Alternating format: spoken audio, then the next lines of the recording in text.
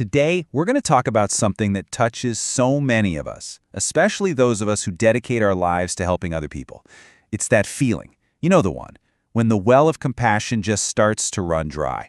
So let's dive in and really understand it. Let's just start with this question and sit with it for a second. Does that resonate with you at all? That quiet dullness? It's a feeling that's so hard to put your finger on, right? It's just a subtle shift inside, where the very thing that drives you starts to feel a little bit faded. And that's the real heart of it, isn't it? Of course you still care, you still show up every single day. But that inner resource, that well you pull from to give to others, it just feels dangerously low. You're basically running on fumes. So in this explainer, we're going to get a name for that feeling and, more importantly, figure out what to do about it. So what do we actually call this state? Well, the term is compassion fatigue, and it's often described, pretty perfectly I think, as the real cost of caring. Okay, so here's the formal definition, which was really popularized by a trauma researcher named Charles Figley. Now notice, it's not just about being tired after a long week. This is a very specific kind of exhaustion. It's a deep, emotional, and physical depletion that comes from being constantly exposed to and absorbing the suffering of others. And this is Figley's most powerful phrase. What's so crucial about this idea is that it reframes the entire experience. It's not a personal failure. It is not a sign that you're weak or that you're not cut out for this.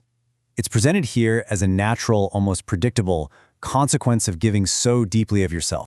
You see, if it's left unchecked, our greatest strength, empathy, can have a shadow side. This is where that cost of caring can lead to full-blown burnout or even something called vicarious trauma, which is where you start to internalize the trauma of the people you're helping. It can leave you feeling numb, totally detached, and just disconnected from the very purpose that got you into this work in the first place. So how can you tell if this is happening to you? Well, one of the trickiest things about compassion fatigue is that it doesn't just show up one day with a big announcement. No, it creeps in really quietly. It might start really small. You just notice your fuse is a little shorter. Maybe you're a bit more irritable with clients, or even your family and friends. And then you might notice a shift in your motivation. That meeting or that client or that part of your job that used to genuinely energize you, now you see it on your calendar and you just feel a sense of dread. And this right here, this is one of the biggest red flags. The boundaries start to dissolve. Their stories, their pain, it doesn't stay at the office anymore. It follows you home. It's replaying in your mind when you're trying to fall asleep at night. So what makes someone more vulnerable to this? Well, the research points to a few key things.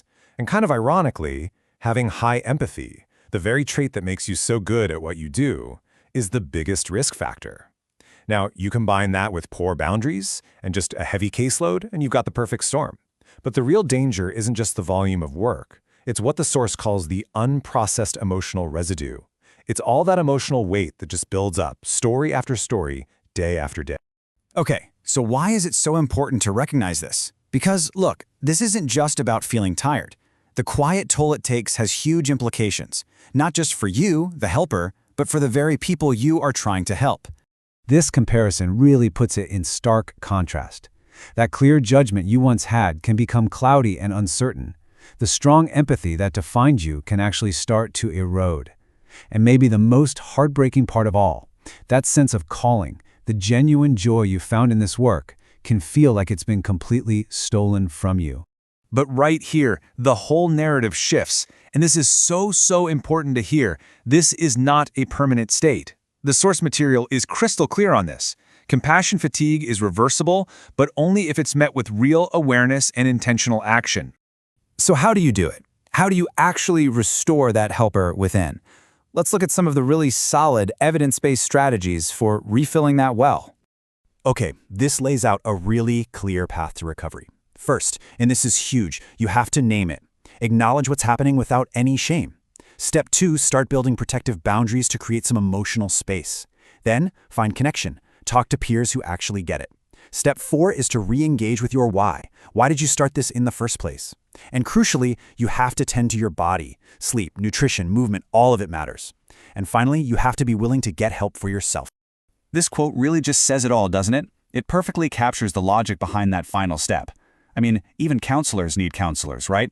Trying to give to others when you have absolutely nothing left for yourself isn't noble, it's just completely unsustainable. And that brings us to the final, and maybe the most crucial point of this whole explainer. The very skill that you use so beautifully for others, your compassion, it has to be turned back toward yourself. I absolutely love this reframing. It just completely challenges that nagging idea that taking time for yourself is somehow selfish. It's not indulgence. Instead, it's about being a good steward of your own precious emotional and physical resources so that you can keep doing the work this world so desperately needs you to do. It's a responsibility, really. So, we'll end with this gentle permission. For anyone out there who recognizes themselves in what we've talked about today, please just let these words sink in for a moment. It's a reminder of your incredible capacity to give, and it is an equally important validation of your absolute need to rest and to replenish.